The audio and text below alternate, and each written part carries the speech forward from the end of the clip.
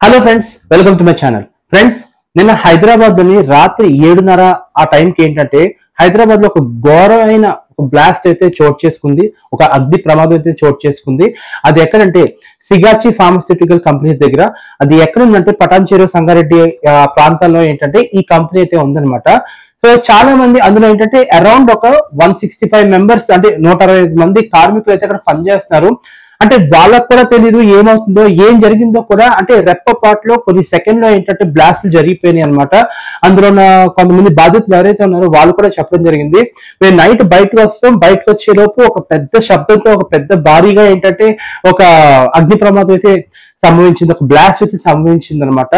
ఈ ఈ ఈ ఈ ఘటనలో ఏంటంటే సుమారు ఒక 13 మంది 15 మంది అయితే చనిపోయారు.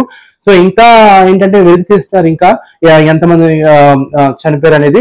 అండ్ అలాగే చాలా మంది గాయపడ్డారు. ఈ బ్లాస్ట్ లో ఏంటంటే చాలా మంది గాయపడ్డారు. సో ఈ బ్లాస్ట్ గల కారణాలు ఏంటంటే కొంతమంది ఏమంటారంటే అవుట్డేటెడ్ రియాక్టర్స్ ఏవైతే ఉన్నాయో అన్ని అవన్నీ ఏంటంటే యూజ్ చేస్తున్నారు. ఆ యూజ్ చేయడం వల్ల ఏంటంటే అది తట్టుకోలేక ఏంటంటే ఆ హీట్ కి మొత్తం బ్లాస్ట్ అయిందని చెప్పి కొంతమంది అంటున్నారు.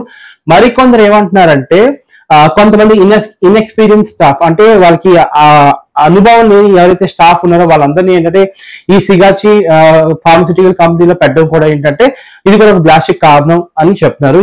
కారణం ఏదైనా కావచ్చు, కార్మికులు అయితే చనిపోయారు. అదైతే చాలా దిగ్భ్రాంతికర విషయం, చాలా బాధాకరమైన విషయం అనమాట. సో దీని మీద సీఎం రేవంత్ రెడ్డి గారు కూడా స్పందించారు. అండ్ ఎవరైతే చనిపోయిన ఉన్నారో మృతులకి ఏంటంటే ఎక్స్గ్రేషియా ప్రకటించారు. కాకపోతే చాలా మంది ఏమంటున్నారంటే కొంతమంది ₹1,00,00,000 అయితే మాకు నష్టపరిహారం ఇవ్వాలని చెప్పి అంటున్నారు. అండ్ ఈ బ్లాస్ట్ గురించి నరేంద్ర మోడీ కూడా ఏంటంటే చాలా దిగ్భ్రాంతికి వ్యక్తం చేశారు. ఈ సిగాచి ఫార్మస్యూటికల్ కంపెనీ ఏదైతే ఉందో ఇది ఒక 3 స్టోరీ బిల్డింగ్ అనమాట. సో ఆ బిల్డింగ్ లో ఏంటంటే మొత్తం బ్లాస్ట్ అయితే అయింది. ఇందులో ఏంటంటే ఒక అంటే ఫార్మసీకి సంబంధించిన కొన్ని కాంపౌండ్స్ ఏవైతే ఉన్నాయో ఆ కాంపౌండ్స్, ఆ మెటీరియల్ ని వీళ్ళు తయారు చేస్తారనమాట.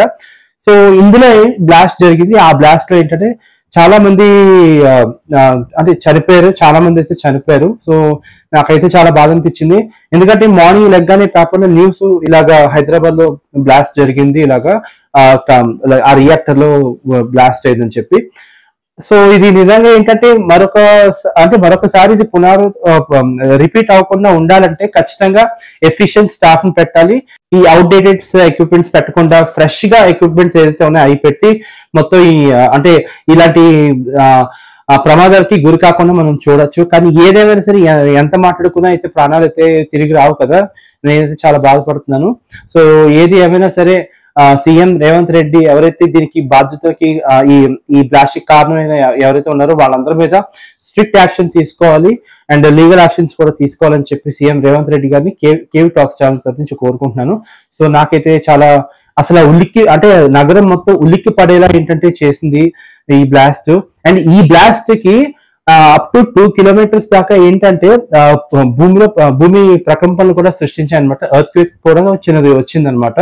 సో అంత పెద్ద బ్లాస్ట్ జరిగింది. అండ్ ఈ బ్లాస్ట్ ని మొత్తం కంట్రోల్ చేయడానికి మొత్తం టెక్నాలజీ అంతా వాడి మొత్తం సిచ్యువేషన్ ని కంట్రోల్లో తెచ్చారు. సో ఏది ఏమైనా సరే ఈ విషయంలో పోలీసులకి హ్యాట్స్ ఆఫ్ చెప్తున్నాను. They did there good job. But ఏదైనా సరే ఈ బ్లాస్ట్ కి కారణమైన వాళ్ళు ఎవరైతే ఉన్నారో వాళ్ళందరినీ శిక్షించాలని చెప్పి కేవీ టాక్స్ ఛానల్ నుంచి కోరుకుంటున్నాను. Thanks for watching my channel. By.